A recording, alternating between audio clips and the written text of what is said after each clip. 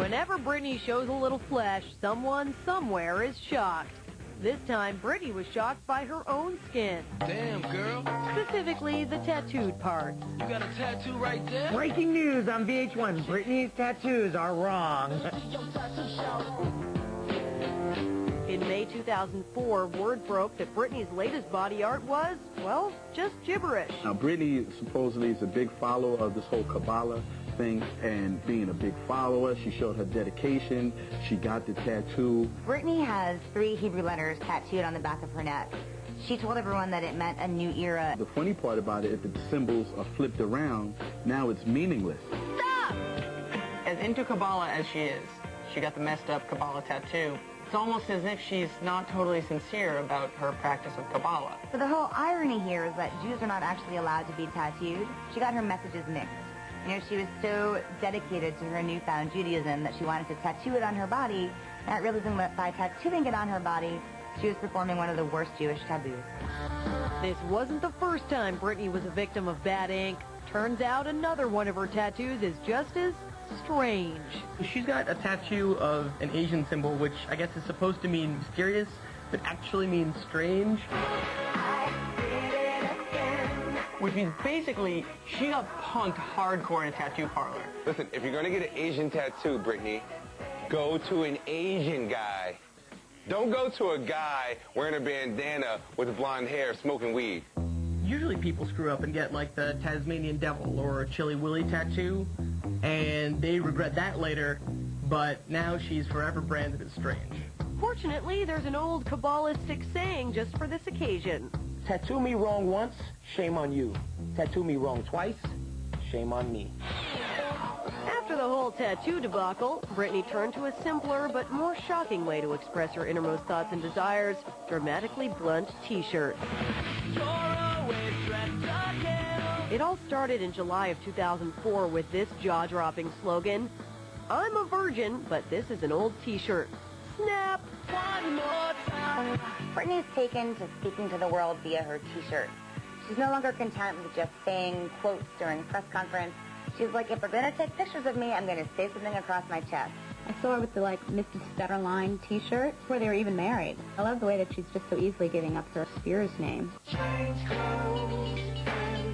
One says, I am the American dream, and another one says, this is what perfect looks like. It's like, wow, it's good to see she's so grounded. She had a shirt that said, I like boys, and on the back said, I love bad boys.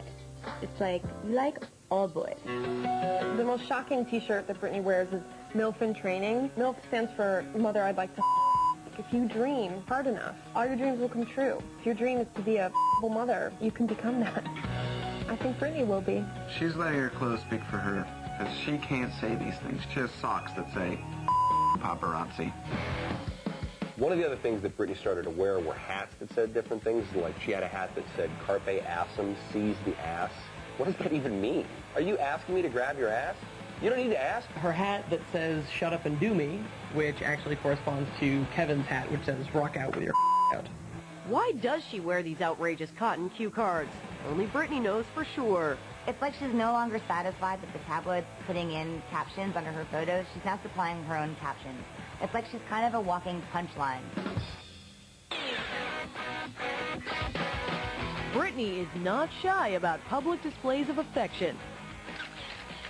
But in July 2004, she raised the PDA bar to a shocking new high with a performance that was not only raunchy, but positively X-rated.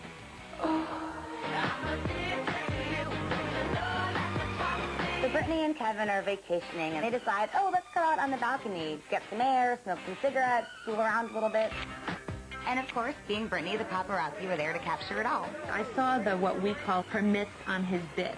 She was standing there cupping his groinal area, and she had a look of happiness on her face. Oh, it's getting hot in here, so take off all your clothes. She's got her hands all over him. He's got his hands all over her, and they're just making out for the whole world to see. It's like girls going wild every night of the week. At the $1,500 a night Ritz-Carlton in Marina del Rey, California, Britney's crotch grab was just an appetizer. Get a load of the main course. And then all of a sudden, all you can see is the back of Britney's head. And then her head disappears completely. They have these pictures of Kevin, and he's like, go like this. And it's like, you can only guess what's happening. They knew that people were watching them out on the balcony. They were totally putting on a show. When you're an artist like Britney, all the world's a stage, including its balconies. I think that Britney Spears, it really gets her juices flowing when she's being photographed doing naughty stuff. Less than a week after the balcony humdinger, Britney blew up on the front page of the New York Post yet again. But sometimes appearances can be deceiving. And for once, Brit really was that innocent. So the Post publishes a huge front page picture with the headline, "Britney hits the bottle." And it's a photo of Britney chugging what looks like it could be a small adult beverage. New York Post says it's whiskey. They think that she's drinking some sort of alcohol out in public, running around in the middle of the day. So many people are like, wow, Britney is such a lush, because the only people who drink airline bottles are definitely alcoholics. It's ginseng, in actuality. She's taking it to chill out because places like the New York Post are sitting there saying she's an alcoholic. This is how shocking Britney is, that she doesn't even have to do anything that's shocking, and she still shocks the world. Fabricated and fictional, Britney had every right to be pissed. This was one tabloid story she would not let fly. She flips out. She calls the Post. She's like, I'm not drinking alcohol. I'm drinking ginseng. It's organic, it's herbal, and it's not alcoholic. Britney's publicists went nuts, and they demanded that they print a retraction and apologize. The press were out to prove that she wasn't innocent. Newsflash, hello?